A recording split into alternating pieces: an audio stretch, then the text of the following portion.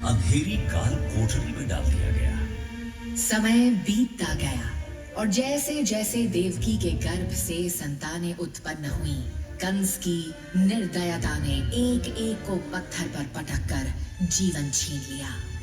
लेकिन जब 8वां पुत्र जन्म लेने को हुआ, समय, सृष्टि और स्वर्ग तीनों थम से गए और तब हुआ चमत्कार। स्वामी, यही है वो जिसके लिए युगों ने प्रतीक्षा की है। हमारे इस पुत्र को भी कंस बिना मारे नहीं छोड़ेगा। लेकिन हम कर भी क्या सकते हैं? देखिए, ये कोई संयोग नहीं है। परमात्मा की लीला अपरंपार है। वो स्वयं हमारे पुत्र की रक्षा करना चाहते हैं। तभी तो सारे पहरेदार सो रहे हैं और द्वार भी अपने आप खुल गए हैं। तब हमें करना क्या चाहिए? मुझे स्वप्न में ईश्वर का संकेत मिला है। नंद के यहाँ भी एक पुत्री का जन्म हुआ है। आप हमारे पुत्र को वहां छोड़िए और उनकी पुत्री को यहाँ ले आइए। ये चमक बार बार दिशा को उजागर कर रही थी। ऐसी ही विकट रात में वसुदेव जी ने अपने पुत्र को एक डलिया में कपड़े में लपेटकर सर पर रखा और चल पड़े। झम झम झम झम बरसे बदरा, बिजली चमके चहुओं, चले वासुदेव नंद की ओर, चले वासुदेव नंद की ओर। घन घोर घटा ऊपर नीचे जमुना जी करती शोर। आकाश में गरजते बादल, लेकिन उस अंधकार में वसुदेव बढ़ रहे थे। तभी प्रकृति ने नमन किया और शेषनाग ने लीला में प्रवेश किया। शेषनाग की छाया में जल स्वयं शांत हो गया और वसुदेव धीरे धीरे पार कर गए यमुना को। कृपा करो, इसे मत मारो, इसे मत मारो, मत मारो। और तभी चमत्कार, लेकिन आश्चर्य, वो कन्या कंस के हाथ से फिसलकर आकाश में उड़ गई। हे कंस, जिसे तू मारना चाहता है, तेरा काल वो जन्म ले चुका है।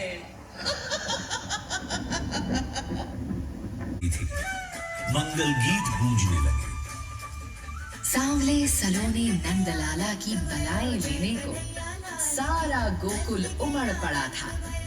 गोपियां मंगल गीत गा रही थी। जैसे जैसे शिशु कृष्ण बड़े होने लगे, अभी राक्षसी को, जिसने स्वरूप बदला और बनी एक सुंदर स्त्री, पूतना, उसके स्तनों में था कालकूट विष और लक्ष्य था बालकृष्ण। गोकुल की भूमि पर एक मायावती स्त्री, जो सुंदरता के पीछे विष छिपाए थी, अपने स्तनों में कालकूट विष लेकर आई थी। वो जो सोच रही थी कि विष से बालक की मृत्यु हो जाएगी, उसी बालक ने उसकी सारी शक्ति सोख ली। वह स्वयं, ये बालक कोई साधारण बालक नहीं है, वो स्वयं नारायण है। गोकुल में जब एक के बाद एक राक्षसों के प्रयास विफल हो गए, तब नंद बाबा और कुछ गोकुलवासी बालक कृष्ण को लेकर वृंदावन चले आए। लेकिन कंस कहाँ मानने वाला था। बालक कृष्ण ने लीला करके उन्हें समाप्त कर दिया। अरे मैया, तू यहाँ बैठी है और तेरा लल्ला जमुना किनारे गेंद खेल रहा है। तो क्या हुआ? सभी बालक गेंद खेलते हैं। अरे मैया, वो जगह सामान्य नहीं है। वहाँ तो जमुना जी में एक भयंकर नाग रहता है। मुझे दिखा, कहाँ खेल रहा है मेरा लल्ला? कृष्ण जमुना किनारे गेंद खेल रहे थे। तभी गेंद जल में जा गिरी। कान्हा, मेरी गेंद, मेरी गेंद। अरे, तेरी फटी पुरानी गेंद थी, कल नहीं दूंगा, नहीं। कहकर कान्हा जमुना जी में कूद पड़े, वहीं जहां वास करता था भयंकर काले विष से भरा कालिया नाग।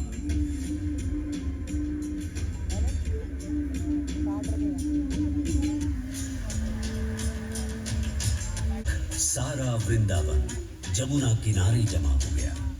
माँ यशोदा, नंद बाबा, गोप गोपियां सभी की सांसें थम गई थी। ब्रिज में वैसे तो हर दिन कोई ना कोई पर्व, हर सांझ एक उत्सव होती थी, लेकिन होली की बात ही कुछ और। ये होली केवल रंगों का त्योहार नहीं, ये प्रेम का पर्वत, हमारी गायों को चारा कौन देता है? यही गिरिराज। पूजा करो गोवर्धन की। अब भला कृष्ण की बात कौन टाल सकता था? लग गया अन्नकूट का मोह। गोवर्धन पर मिष्ठानों के पहाड़ सजाए गए। पृथ्वी पर ये क्या हो रहा है? मेरी पूजा छोड़ दी गई। प्रभु, उस छोटे बालक ने ब्रजवासियों को बहका दिया है। वो अब किसी पत्थर को पूज रहे हैं। ब्रज का आसमान भूमि जलमग्न, भय और चिन्ह को घेर लिया। लल्ला, हमारी तो झोपड़ी बह गई। लल्ला, कुछ तो उपाय कर। हे नारायण, ये तो प्रलय है, प्रलय। डरो मत, हम सब एक साथ रहेंगे। आओ मेरे साथ चलो। ब्रजवासी चौंकते हुए फिर आनंद से भरकर बोल उठते हैं। जय कन्हैया लाल की, जय गिरिराज की।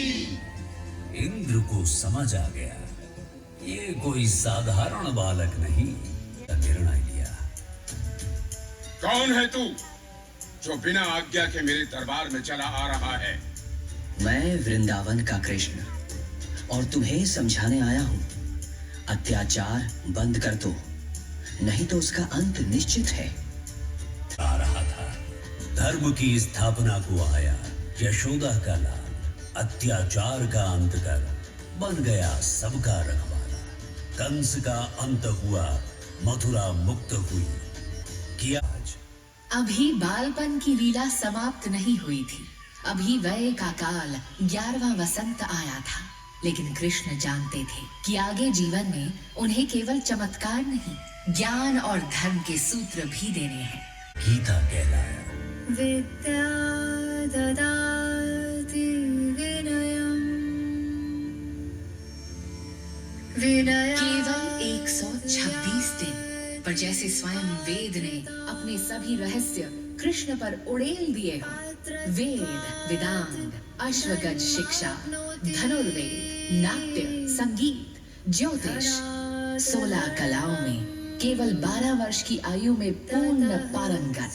का अंत किया, लेकिन अपनी रणनीति के अंतर्गत वे हिंद महासागर पहुंचे, जहां उन्होंने द्वारका नगरी बसाई। वही धर्म और रणनीति का केंद्र बन चुकी थी। श्री कृष्ण अब एक नई योजना बना चुके थे। अब ये द्वारका ऐसा स्थान बन चुका है जहां किसी दुष्ट का आना संभव है, और यहीं से मैं अपने अभियान को जारी रखूंगा। थे और तब शकुनी की चालों ने द्रौपदी को भी दांव पर रख दिया। दुशासन उठा और द्रौपदी की साड़ी खींचने लगा। सारे धर्म के स्तंभ नतमस्तक थे, कोई आगे नहीं बढ़ा। तब बस एक पुकार थी, और वह पुकार थी कृष्ण की। ये केवल एक चमत्कार नहीं था, ये धर्म की विजय थी। उस समय जब सारे धर्म की ज्ञाता मौन थे, जो सबको छोड़ दे वो द्रौपदी है।